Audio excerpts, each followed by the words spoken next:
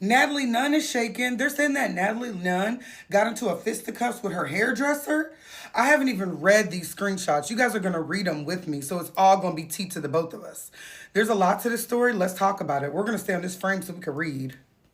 So Natalie Nunn's former hairstylist is a lady named 3Bs, okay?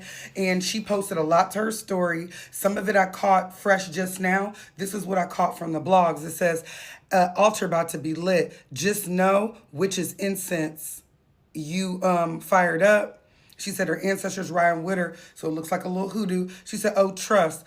Once I get to that altar, it's going to get real dark for them. Child. These are the screenshots from the hairstylist story. She said, this bee called me, of all people, unprofessional. She's a effing fake a joke. She said, you and Brittany are absolutely unprofessional, and I will no longer be working with either of you. And Zeus will book your return flights. That's Natalie Nunn's text messages to her. The stylist said, I heard the bee with my own 2 ears talking ish about me, and when I confronted her about it, she lied.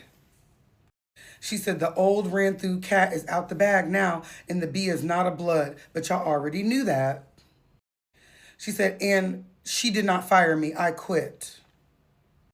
She said, thanks to all of the Zeus people calling and thanking and congratulating me. Crazy part is she does all this ish talking about everybody, and when she's the laughing stock of the whole network.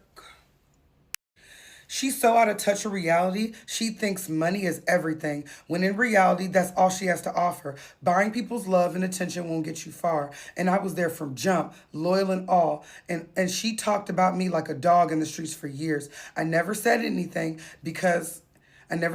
because it was he say, she say. But once I heard it with my own two, I went up. Interesting.